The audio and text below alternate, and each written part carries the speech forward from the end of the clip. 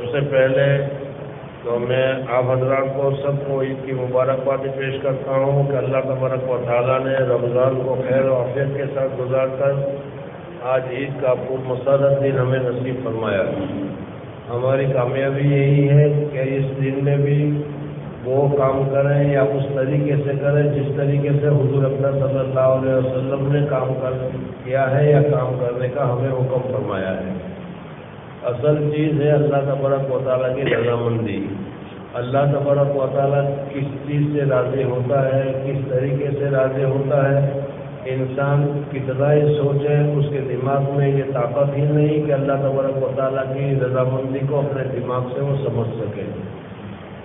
اللہ تبارک و تعالیٰ کس چیز سے راضی ہوتا ہے یہ اللہ اپنے رسول کو بتاتا ہے کہ مجھے یہ چیز پسند ہے اور مجھے یہ چیز پسند نہیں ہے۔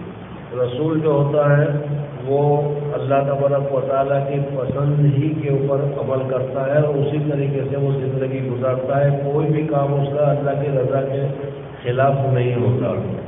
اس وجہ سے حضور اکرم صلی اللہ علیہ وسلم کی جو سنت ہے یا حضور اکرم صلی اللہ علیہ وسلم کا جو طریقہ ہے وہ طریقہ ہدایت والا طریقہ ہے، کامیابی والا طریقہ ہے۔ حضرت مفتی کفایت اللہ صاحب نے تعلیم الاسلام میں ایک دو سوال لکھے ہیں جو آج کے دن کے زیادہ مناسب ہے، اس وجہ سے آج کی تعلیم میں اس کو بتایا جا رہا ہے۔ سوال: عید کے دن کیا کیا کام سنت یا مستحب ہے؟ جواب: نمبر 1 غسل اور مسواک کرنا۔ اس وجہ سے عید کی نماز کے لیے جانے سے پہلے غسل کرنا، مسواک کرنا، صفائی کرنا، پاکیزگی حاصل کرنا یہ مصنون ہے۔ اپنے لباس میں سے اچھا لباس پہننا۔ تمہارے پاس جو کپڑے ہیں ان کپڑوں میں سے جائز طریقے کے، جائز مال کے، جائز طریقے کے کپڑے جو ہیں اس کو پہننا۔ یعنی اگر تمہارے پاس فیشن میں سب سے بہترین فیشن والا کوئی ہے تو اس کو پہننا یہ درست نہیں ہے، بلکہ حضرت شیخ نبر اللہ محمد نے بخاری کی شرح میں تو یہاں تک لکھا ہے کہ جمعہ کے دن تو دھوئے ہوئے عمدہ کپڑے پہننا یہ مصنون ہے، اور عید کے دن نئے سلائے ہوئے کپڑے پہننا یہ مصنون ہے۔ بہرحال اگر نئے کپڑے ہیں اور سلائے ہوئے ہیں سلائے ہوں گے تو اس صورت میں وہ کپڑے پہننا افضل ہوگا۔ باقی جائز کپڑے پہننا جائز ہے، سنت ہے، اور اپنے لباس میں سے اچھا لباس پہننا۔ نمبر 3 خوشبو لگانا۔ نمبر 4 عید الفطر میں جانے سے پہلے کھجوریں یا کوئی میٹھی چیز کھانا۔ عیدگاہ جانے سے پہلے شیر خرما یا دودھ یا کھجور یا اس کے علاوہ جو بھی کوئی میٹھی چیز ہو اس میٹھی چیز کو طاق عدد کے مطابق کھا کر جانا یہ مصنون ہے۔ صدقہ فطر ادا کر کے جانا۔ روزہ رکھنے میں ہم سے جو کوتاہی ہو گئی ہے یا جو کمی ہو گئی ہے اس وجہ سے اللہ تبارک و تعالیٰ نے صدقہ فطر ہمارے اوپر واجب کیا ہے۔ اب یہ صدقہ فطر یہاں کے علماء کرام نے بتایا کہ $3 ہے ایک آدمی کا، اس وجہ سے ایک آدمی کے حساب سے $3 صدقہ فطر نکالنا چاہیے، اور عید کی نماز سے پہلے دے دینا یہ اچھا ہے۔ اگر عید کی نماز سے پہلے نہیں دیا گیا تو یہ واجب ہے، عید کی نماز کے بعد بھی اس کو ادا کرنا پڑے گا۔ صدقہ فطر ادا کر کے جانا۔ عیدگاہ میں عید کی نماز پڑھنا۔ ہمارے یہاں عیدگاہ نہیں ہے لیکن جو جگہ پر طے کیا گیا ہے وہاں پر جانا چاہیے، اس وجہ سے کہ مسجدوں میں عید کی نمازیں نہیں ہوگی۔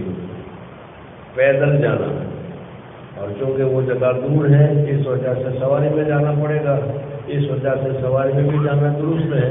اور یاد رکھیں جیسے کہ اعلان بھی کیا گیا ہے کہ سواری میں جانے کے بعد سواریوں کو ایسی جگہ پر پارک کرنا، ایسے طریقے سے پارک کرنا کہ وہاں کے لوگوں کی نظر میں ہمیں عیب نظر آئے یا لوگوں کو اذیت اور تکلیف کا سبب ہو، یہ ہمیں نہیں کرنا چاہیے۔ ایک راستے سے جانا اور دوسرے راستے سے واپس آنا یہ بھی مصنون ہے، اس وجہ سے کہ جس راستے سے تم جاؤ گے وہ راستہ بھی تمہارے لیے قیامت میں گواہی دینے والا بنے گا۔ ایک راستے سے جاؤ گے تو وہ راستہ گواہی دینے والا بنا، اور جب دوسرے راستے سے واپس آؤ گے تو وہ راستہ بھی گواہی دینے والا بنے گا، تو تمہارے گواہ زیادہ بڑھیں گے۔ اس وجہ سے ایک راستے سے جانا چاہیے اور دوسرے راستے سے آنا چاہیے۔ عید کی نماز سے پہلے یا گھر میں یا عیدگاہ میں نفل نماز نہ پڑھنا۔ اگر کوئی آدمی شرک کا پابند ہو تو ان کے لیے بھی مسجد میں بھی گھر میں بھی نماز پڑھنا، نفل پڑھنا جائز نہیں ہے۔ حضور اکرم صلی اللہ علیہ وسلم نماز کے بہت زیادہ حریص تھے، بہت نماز پڑھنے کا حضور اکرم صلی اللہ علیہ وسلم کا معمول تھا، لیکن اس کے باوجود عید کے دن حضور صلی اللہ علیہ وسلم نے عشاء کی نماز نہ اپنے گھر میں پڑھی، نہ مسجد میں پڑھی، نہ عیدگاہ میں پڑھی۔ گھر میں یا عیدگاہ میں نفل نماز نہ پڑھنا۔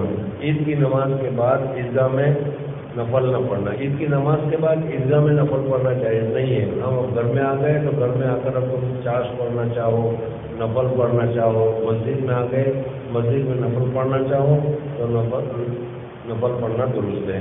سوال: عید الفطر کو جاتے ہوئے راستے میں تکبیر کہنا کیسا ہے؟